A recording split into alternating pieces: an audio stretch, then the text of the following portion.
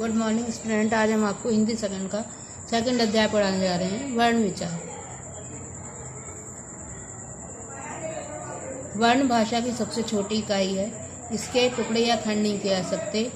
मुख से निकलने वाली ध्वनियाँ वर्ण कहलाती हैं। वर्ण को अक्षर भी कहा जाता है। भाषा की सबसे छोटी इकाई जिसके खंड नहीं किए जा सकते वर्ण कहलाते हैं। वर्णों के व्यवस्थित समूह को वर्णमाला कहते हैं। हिंदी वर्णमाला को देवनागरी लिपि में लिखा जाता है। वर्ण ध्वनियों के लिखित रूप होते हैं। वर्णों के मेल से शब्दों की रचना होती है। वर्ण के दो भेद होते हैं, स्वर और व्यंजन।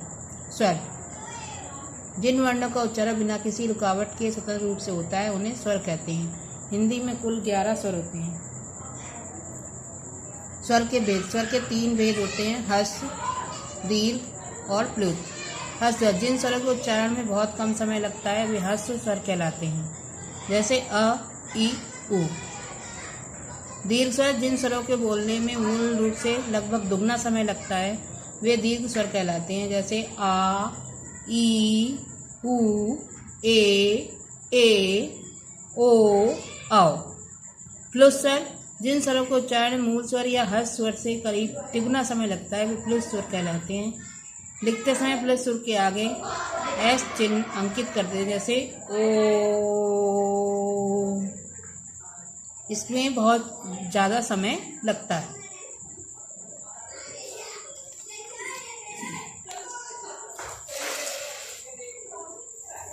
स्वरों की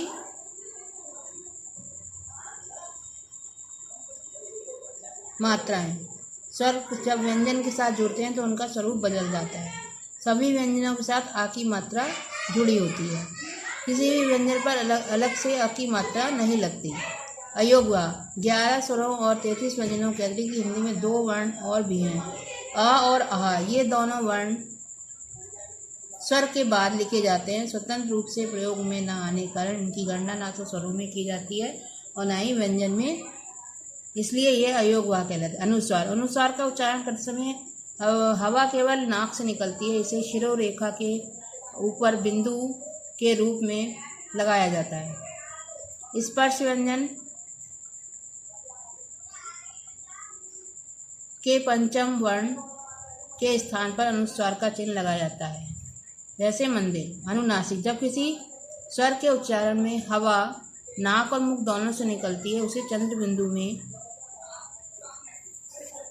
प्रकट करते हैं, जैसे दांत, पांव, आंधी, मां।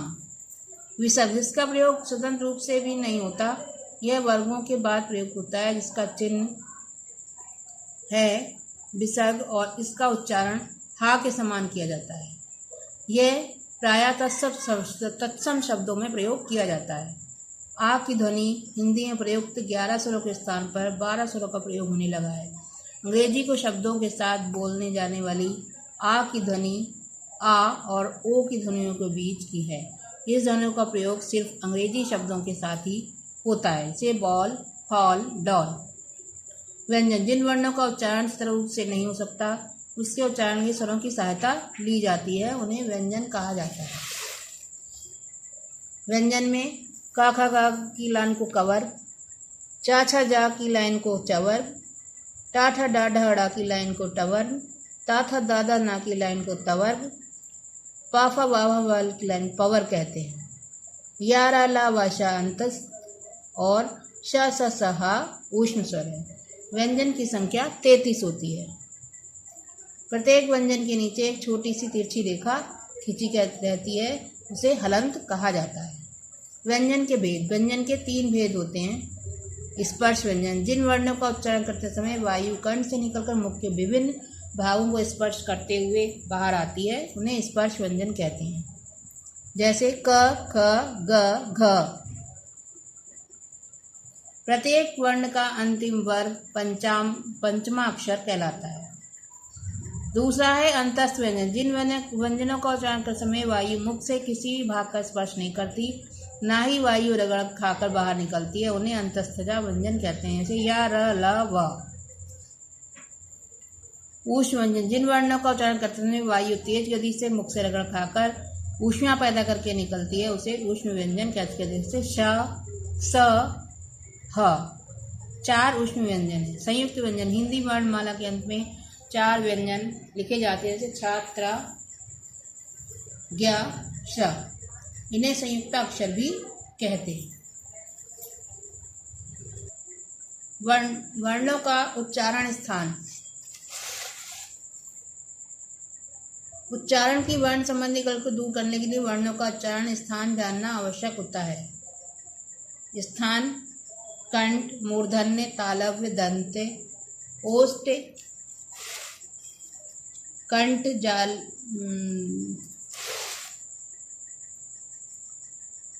ओष्ठ, कंठ, तालव्य, दंतोष्ठ, कंठोष्ठ, नासिक के और स्वर यंत्र से। श्वास वायु के आधार पर व्यंजन भेद। श्वास वायु के आधार पर व्यंजन 2 भेद माने गए। अल्पप्राण: जिन व्यंजनों के उच्चारण से मुख से श्वास वायु की मात्रा कम निकलती है उन्हें अल्पप्राण कहते हैं। महाप्राण: जिन वायु के उच्चारण से मुख से श्वास वायु अधिक मात्रा से निकलती है उन्हें महाप्राण कहते हैं। प्रत्येक वर्ग का दूसरा, चौथा वर्ण और ऊष्म वर्ण महाप्राण कहलाते हैं, जैसे ख, घ, छ, झ, ठ, ढ, ढ, थ, ध, फ, भ, श, स, स, ह। स्वर तंत्र के आधार पर व्यंजन भेद। स्वर तंत्रों के कंपन के आधार पर व्यंजनों के 2 भेद हैं।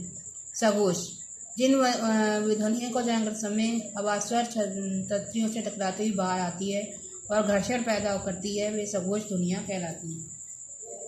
अघोष ध्वनियाँ: जिन व्यंजनों को उच्चारण करते समय स्वर तंत्रियों से कंपन नहीं होता वे अघोष व्यंजन कहलाते हैं, जैसे वर्ग का पहला व दूसरा वर्ण और श, स, स अघोष व्यंजन है। क, ख, छ, छ, ठ, ठ, द, ध, प, फ, ख, श, स।